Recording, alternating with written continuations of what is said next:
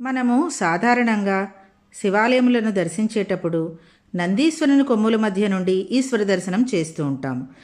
ఇలా చేయడం వెనుక పరమార్థము ఏమిటి, మరియు ఆ సమయంలో చేయవలసిన ప్రార్థన ఏమిటి అనే దాని గురించి ఈ వీడియోలో మనము తెలుసుకుందాము.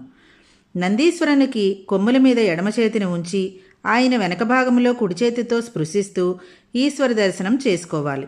ఇలా దర్శనం చేసుకునేటప్పుడు భక్తుడు తన శిరస్సుని ఉంచుతాడు. ఆ విధముగా పరమేశ్వరునికి సర్వస్య శరణాగతి చేస్తూ ఈశ్వరుని కోరుకోవడము అనేది ఒక భావన. మరియు నంది కొమ్ముల మధ్య నుండి శివుని దర్శనం చేసుకోవడంలో పరమార్థం ఏమిటి అంటే, శివుడు పశుపతి. పశువులు అంటే జీవులు అని అర్థం.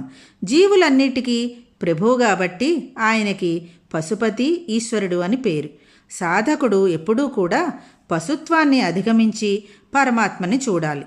దానికి సంకేతంగానే ఈశ్వరుని దర్శనం చేసుకునేటప్పుడు నంది కొమ్ముల మధ్యలో నుంచి శివుని చూడమని చెబుతారు.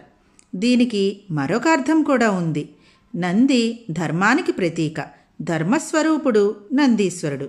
ఆ సనాతన ధర్మస్వరూపుడైనటువంటి నందీశ్వరుని గౌరవిస్తూ ధర్మము ద్వారానే పరమాత్మని దర్శించాలి, దర్శించగలము అనే సంకేతం కూడా ఈ దర్శనంలో ఉంది.